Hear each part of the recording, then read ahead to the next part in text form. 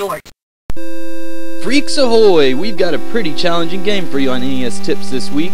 The Simpsons, Bart versus the Space Mutants. We have a lot to discuss, so let's get on it. You know what else? I feel good. This bandstand wasn't double bolted. Spray paint is your best friend in the first level. Try not to waste it as you get rid of everything purple.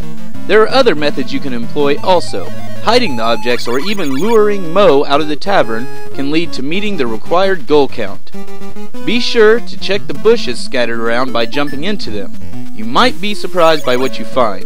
Some do contain hazards though. Use your X-ray specs often to check for aliens disguised as humans. Be sure to experiment with the different items you can purchase in the stores. It could prove useful. Some items might be helpful in later levels as well. While skateboarding, you can jump the first few enemies, then stay at the top of the sidewalk to avoid everything else. Do jump when the other skater approaches you from behind. If something looks unreachable, well, find a way to reach it. The boss will shake the screen and throw objects at you. If you spelled out Maggie, she'll assist with bowling balls that you can redirect toward the enemy. Jump the objects and fire away. Collect hats on the next stage and be sure to keep checking for aliens, though you only need 2 of them from random people because you'll get 3 pretty much automatically. Be aware of your footing on platforms and especially while jumping on spinning popsicles. Wait for them to be at a good position for you to land on before attempting your leap. Check trash bins by jumping on them. You can get all kinds of goodies from them. Take note that some of them hold more than 1 item. Now here's a mini-boss that you'll face 3 different times. Avoid his attack and use a Mario-style offense. You'll get a letter of Marge for beating him. When some enemies hit the ground, your jump will be disabled while the screen shakes. Keep this in mind. You can walk through the big boot, but don't let it land on you. Defeat him the same as before to score another letter. You'll find places in the game with hidden items as well. Jumping high enough at this point will net you a Jebediah head, which grants you invincibility for a short time. Run and defeat the mini-boss, then move on to the boss. Marge will help defend you against the briefcases, but you also need these to fight. Jump on them with good timing to send them soaring upwards for a hit. Play all of the mini-games at the amusement park. Upon winning one, you'll get an extra man. Use the magnet before doing this specific attraction to guarantee a win. Walk and stop when you see bombs and try to avoid jumping while they're on screen if you can. Avoiding the rest of the enemies, shoot or touch each balloon in the process. Remember to find as many letters as you can to spell out Lisa. She's pretty useful against the boss. See if you can figure out the Dizzy Door puzzle.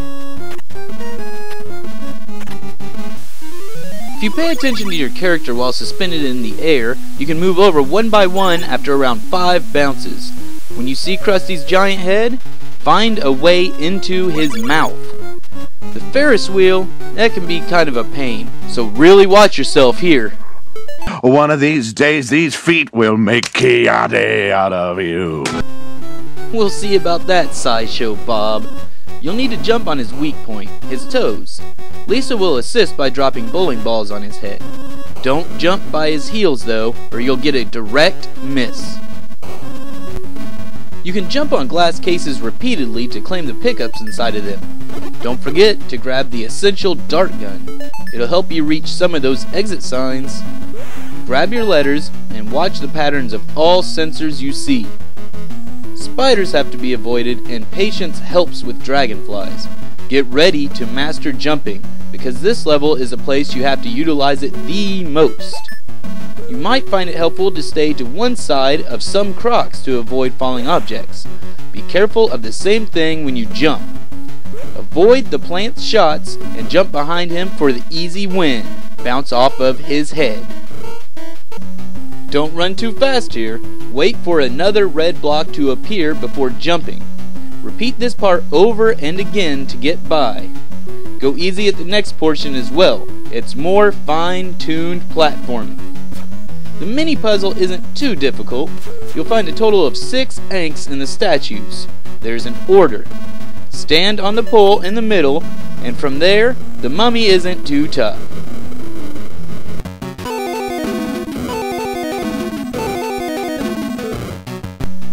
Use good judgment on where you land on these parts and watch for the following objects. On the dinosaur bones, you have to use a mixture of long jumps and short jumps to navigate properly. You may have to wait on the pterodactyls, too. The T-Rex is the most difficult part in the entire game. Stand under him, and after he shoots, go up another ledge. When jumping on his head, do a sort of small run jump. Don't do it too hard though, or you may launch over him after hitting him. This is especially true when the screen starts moving. And at the boss, just jump on his head and avoid his sparks on the ground. It's not difficult at all. Collect nuclear rods in the stage, but know that you can only carry 4 at a time before having to store them in the basement. If you want, make a map. It's pretty maze-like here.